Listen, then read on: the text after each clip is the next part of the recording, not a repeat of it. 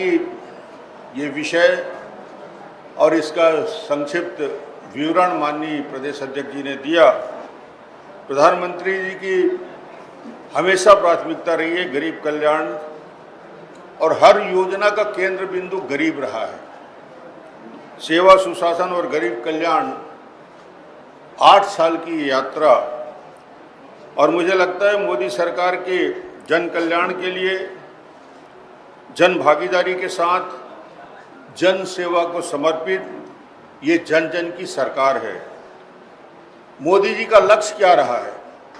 किसान का सम्मान हो, गरीब का कल्याण हो, युवा को अवसर मिले, महिलाओं का उत्थान हो, तकनीक में नवाचार हो, विश्व पटल पर भारत को मजबूत पहचान हो, इतिहास के समस्याओं का स्थायी समाधान का रास्ता निकले। और ये संभव हुआ है इन सारी बातों में तो मोदी जी के कुशल नेतृत्व में, दृढ़ इच्छा शक्ति में, दूरदर्शिता की बदौलत ये संभव हुआ है।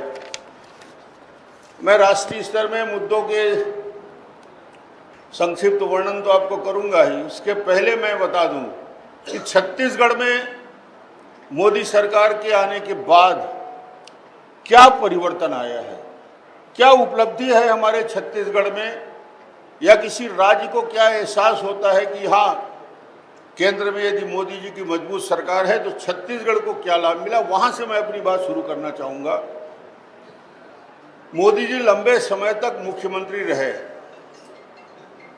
15 साल की यात्रा मुख्यमंत्री की है, इसलिए वो मुख्यमंत्रियों को दर्द और तकलीफ को समझते हैं, पीड़ा को समझते हैं। मोदी जी समस्याओं के पूरे जानकार हैं। मोदी जी कोई 2.5 साल के फार्मूले में टपकने वाले मुख्यमंत्री नहीं हैं।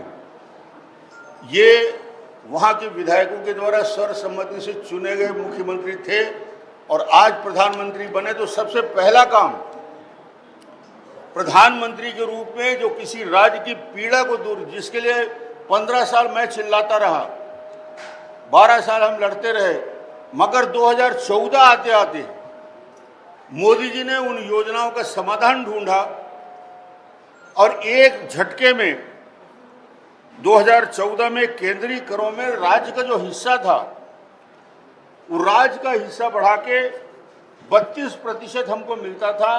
केंद्रीय करों में राज्य का हिस्सा अलग अलग राज्यों, उसको सीधा मोदी जी ने एक किस्त में, एक मुश्त में 42% कर दिए, 32 से 42%। किसी को मांगने की जरूरत नहीं पड़ा, किसी को रिकमेंडेशन की जरूरत नहीं थी, वो खुद जानते थे। इसलिए वो 42% योगदान छत्तीसगढ़ को भी मिला, पूरे देश को मिला। ये उपलब्धि सबसे बड़ी उपलब्धि किसी राज्य के लिए।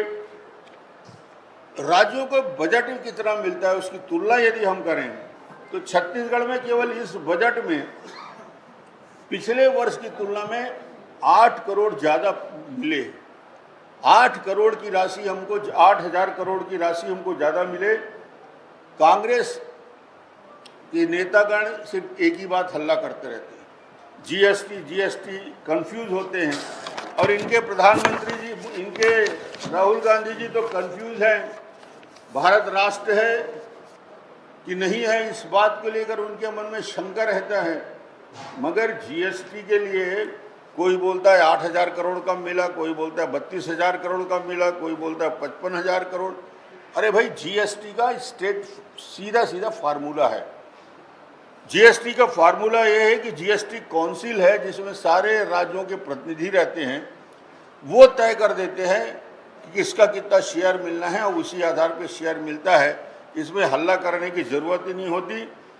केंद्र सरकार कितनी उदारता के साथ राज्यों को भरपूर राशि देती है, उसका उदाहरण यह है कि नितिन गडकरी जी आए, केंद्रीय मंत्री जी आए यहाँ पे। उनको यह नहीं था कि ये कांग्रेस की सरकार है तो मुझे यहाँ कुछ पैसा देना है कि नहीं देना है, घोषणा करना है कि नहीं करना है।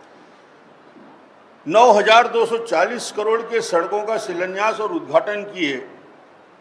और बोलते क्या है गडकरी जी, छत्तीसगढ़ में यदि कांग्रेस ने अड़ंगा नहीं डाला तो मैं 1 लाख करोड़ से ज्यादा के सड़क के लिए मंजूरी देने के लिए तैयार हूं। ये नितिन गडकरी जी के शब्द हैं। छत्तीसगढ़ के विकास के प्रति क्या भाव है हमारे केंद्रीय सरकार के मंत्रियों का, इसको आप देख सकते हैं। मगर दूसरी तरफ वही मुख्यमंत्री जो बड़ी बड़ी बात करते हैं प्रेस कॉन्फ्रेंस में दिल्ली में जाके, उन मुख्यमंत्री की स्थिति मैं ये बताना चाहूँगा कि प्रदेश हिंदुस्तान में अकेला छत्तीसगढ़ एक ऐसा राज्य है जिसने गरीबों का आवाज़ छीना।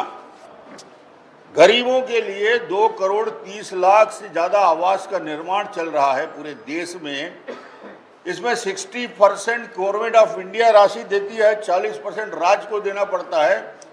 और गरीब, सबसे ज़्यादा गरीब लोगों के लिए आवास रहता है, जो उसमें 16,000 रुपया शौचालय सहित करीब करीब 2 लाख सवा 2 लाख रुपया खर्च होते हैं।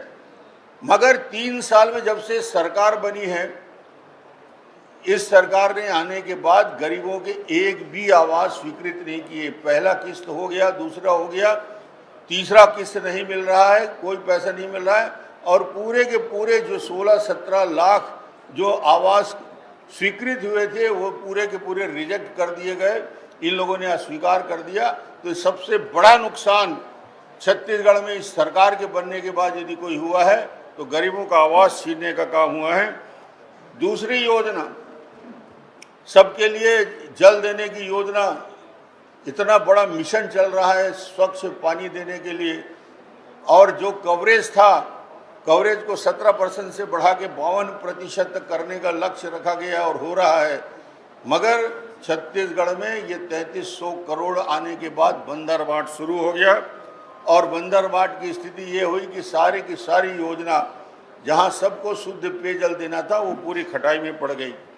तीसरी योजना जिसमें छत्तीसगढ़ का नुकसान हुआ है वो आयुष्मान भारत योजना में, इस योजना को जिसमें 5 लाख तक के गरीबों के लिए इलाज की योजना थी, इस योजना को भी छत्तीसगढ़ सरकार ने पूरी तरीके से, आज लाखों लोगों को 5 लाख रुपया तक के व्यवस्था बनती वो किया जाता। मुझे लगता है कि सरकार आयुष्मान भारत को लागू करने में भी असफल रही है। ये बड़ी बड़ी बातें करते हैं, केंद्र सरकार के मोदी जी के उन बातों का जिक्र कभी नहीं करते। आज यदि किसानों के लिए कोई हितैषी सरकार है तो मोदी जी की सरकार है। यूरिया पे प्रति बोरा 2,000 रुपया, यूरिया पे प्रति बोरा 3,000 रुपये की सब्सिडी, DAP पे प्रति बोरा 2,000 रुपये की सब्सिडी, ये केंद्र सरकार दे रही है सब्सिडी, ताकि किसानों के उनके लागत मूल्य में कमी हो सके। इसके लिए मोदी जी लगातार 3 लाख करोड़, आप कल्पना करते हैं 3 लाख करोड़ की subsidy government of India in 2 चीज़ों में दे रही है। बहुत सारी योजनाएं राज्य सरकार की मंजूरी जो इस बजट में हुई है, दुर्ग बिलासपुर के बीच 160 किलोमीटर की रफ्तार से ट्रेन चलने की तैयारी, 160 किलोमीटर की रफ्तार से चलेगा। इसके लिए दोनों तरफ बैरिकेडिंग की योजना, इसके लिए नई 17 रेलवे के लाइन के लिए मंजूरी दी गई। मैं इतना डिटेल नहीं बताऊंगा, मगर दूर राजनांदगांव लाइन की तीसरी लाइन, झारसुगुड़ा बिलासपुर 206 किलोमीटर की चौथी लाइन, इनके फंड की व्यवस्था हुई है। नए लाइन का विस्तार और सर्वे भटगांव, प्रतापपुर, वाड्रफनगर, तिल्दा पलारी, बलौदा बाजार, कसडोल, सरसीवा, बरगढ़, साजा, भाटापारा, बीजापुर, किरंदुल, अंबिकापुर, गढ़वा, नारायणपुर, दंतेवाड़ा, बीजापुर, ऐसे बहुत सारी रेलवे के लिए लगातार और नई 17 परियोजना में स्वीकृति दी गई है। ये 17 परियोजना के स्वीकृति होने के बाद हमारे यहाँ की कनेक्टिविटी पूरी तरीके से और बेहतर होगा। ये केंद्र सरकार की योजना का लाभ मिलेगा। भारत माला एक्सप्रेस रायपुर से विशाखापट्टनम, इसके लिए भी सैद्धांतिक स्वीकृति मंजूरी मिल गई है।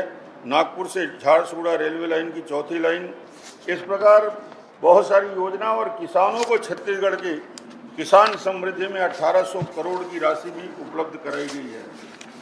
मुझे लगता है कि ये 8 साल की यात्रा